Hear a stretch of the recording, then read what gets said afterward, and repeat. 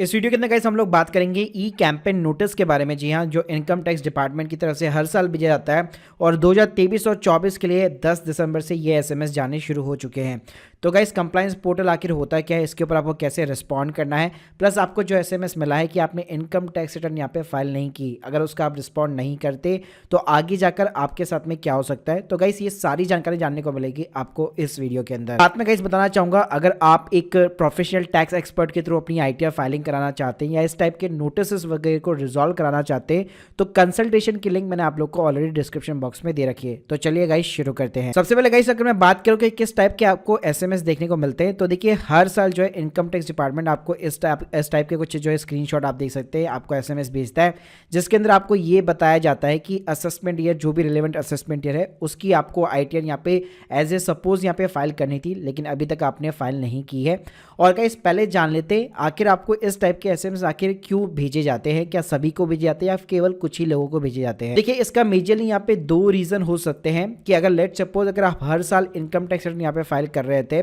और आपकी AIS statement, जिसको हम लोग एनुअल इन्फॉर्मेशन स्टेटमेंट बोलते हैं, उसके अंदर अगर डिपार्टमेंट को कोई भी जो है सिग्निफिकेंट ट्रांजेक्शन देखने को मिल जाता है तो आईटी का जो सिस्टम है ऑटोमेटिकली उन सभी टैक्स पेयर को इस टाइप का एसएमएस भेजता है कि आपका जो सिग्निफिकेंट ट्रांजेक्शन है वो तो दिखाई दे रहा है, लेकिन उसके अकॉर्डिंग आपने अपनी इनकम टैक्स रिटर्न यहाँ पे टाइम के ऊपर फाइल नहीं की है। या फिर दूसरी सिचुएशन ये हो सकती है, कई बार जो है कुछ हाई वैल्यू के ट्रांजेक्शन आपको देखने को मिल जाते हैं, लेकिन आपने आईटीआर भी फाइल कर रखी होती है, लेकिन उस आईटीआर के अंदर उन हाई वैल्यू ट्रांजेक्शन को आपने स्किप कर रखा होता है, तो उस केस में भी आपको इस टाइप का एसएमएस देखने को मिल जाएगा। अब इस बात करते हैं कि ये कंप्लायंस पोर्टल हमें कहां पे देखने को मिलेगा एसएमएस मिलने के बाद में। तो सबसे पहले आपको अपने इनकम टैक्स पोर्टल के ऊपर लॉगिन करना है। यहाँ पे आपको जाना है पेंडिंग एक्शन के अंदर, यहाँ पे आपको मिल जाता है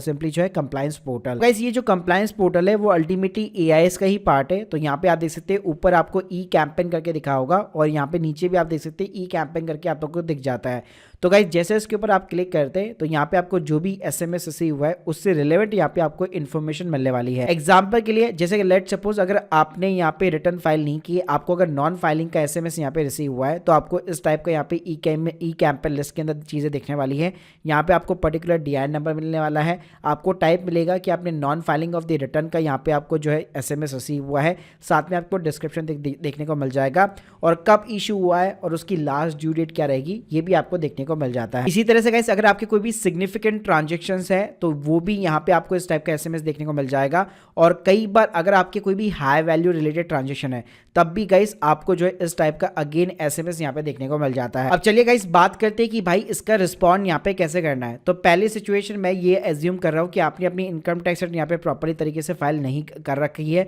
अगर फाइल नहीं कर रखी है और आपको इस टाइप का एसएमएस रिसीव हुआ है तो मेक श्योर कीजिए सबसे पहले अपनी इनकम टैक्स रिटर्न यहाँ पे फाइल कीजिए। जी अगर यहाँ पे गाइस मैं लास्ट डेट की बात करूं तो अभी असेसमेंट ईयर 23 और 24 के लिए 31 दिसंबर 2023 तक आप आराम से बी रिलेटेड आईटीआर यहाँ पे फाइल कर सकते हो, उसके बाद में आप यहाँ पे नहीं कर पाओगे। तो गाइस जो non filing of the return वाले जो इस टाइप के आपको जो है ई कैंपेन के अंदर दिख रहे हैं उसके अंदर आपको सिंपली तरीके से प्रीमिनरी सबसे पहले रिस्पॉन्स यहाँ पे सबमिट करना पड़ेगा। अब गाइस जो प्रीमिनरी रिस्पॉन्स है उसके अंदर आपको कई सारे ऑप्शन देखने को मिलेंगे। पहला ऑप्शन देखने को ये मिलेगा no not I am not liable to file the ITR. तो अगर आपकी इनकम जो है बेसिक एग्वेंशन लिमिट यानी कि 2.5 लाख के नीचे है तो अगर आप लाइबल नहीं है आईटीआर फाइल करने के लिए या आपकी नॉन टैक्सेबल इनकम है जो आपको दिखाई दे रही है तो उस केस में आप सिंपली यहाँ पे not liable to file the ITR select कर सकते हैं। यहाँ पे इसके अलावा आपको दिखेगा ऑप्शन कि आप यहाँ पे लाइबल है आईटीआर को फाइल करने के लिए लेकिन अभी तक आपने यहाँ पे आईटीआर फाइल नहीं की है, या फिर लेट सपोज आपने यहाँ पे आईटीआर अपनी सबमिट कर दी है। और गाइस इस बार जो है गवर्नमेंट ने एक और नया ऑप्शन निकाल दिया है कि अगर लेट सपोज अभी तक आपने आईटीआर फाइल नहीं की है तो स्टिल आप यहाँ पे अच्छे से रिस्पॉन्स सबमिट कर सकते हो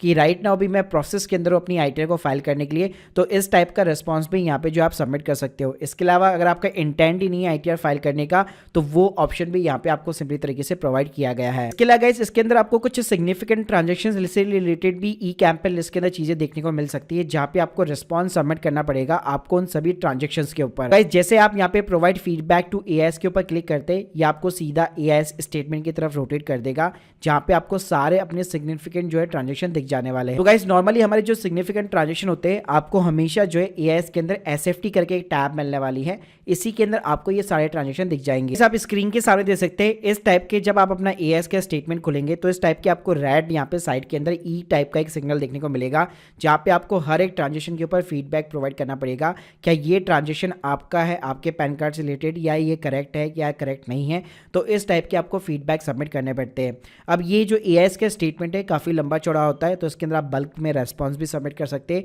उसके ऊपर मैंने अपना पूरा एक सेपरेट वीडियो बना रखा है, जिसके लिंक आपको डिस्क्रिप्शन बॉक्स में दे दूंगा कि एनुअल इन्फॉर्मेशन स्टेटमेंट आखिर होता क्या है, प्लस उसके अंदर आप कैसे यहाँ पे रिस्पॉन्स वगैरह सबमिट कर सकते हो। गाइस जैसे यहाँ पे आपका रिस्पॉन्स सिंपली तरीके से सबमिट हो जाता है, तो यहाँ पे आपको स्टेटस के अंदर सबमिटेड का स्टेटस दिखाने वाला है, और यहाँ पे आपकी तरफ से कोई भी यहाँ पे पेंडिंग एक्शन वगैरह नहीं रह जाता है। अब गाइस बात करते हैं कि लेट सपोज आपने अपनी आईटीआर को फाइल नहीं किया, या लेट सपोज अगर आपने रिस्पॉन्स को ही सबमिट नहीं किया, तो उस केस में क्या हो सकता है। तो देखिए उस केस के अंदर आईटी डिपार्टमेंट जो है आपके ऊपर मैनुअली फर्दर एक्शन यहाँ पे ले सकता है, क्योंकि आपके जितने भी ट्रांजेक्शन है वो एआईएस की रिपोर्ट के अंदर दिखाई दे रहे, जो कि आपकी आईटीआर के साथ में मैच नहीं होते, या तो फिर आपने आईटीआर को फाइल ही नहीं किया है। तो गाइस उस केस में आपके ऊपर 270A करके एक सेक्शन होता है, वो यहाँ पे इंपोज कर सकता है जो असेसिंग ऑफिसर होते हैं वो। तो गाइस उसके अंदर क्या होता है कि आपकी जितनी भी अंडर रिपोर्टिंग है, या आपने जो भी गलत रिपोर्टिंग कर रखी है अपनी आईटीआर के अंदर, तो लेट सपोज अगर किसी पर्सन ने यहाँ पे रिटर्न फाइल नहीं कर रखी है, तो वो भी यहाँ पे अंडर रिपोर्टिंग के अंदर केस के अंदर आता है। या क्या लेट सपोज किसी पर्सन ने यहाँ पे आईटीआर जो है फाइल तो कर रखी है,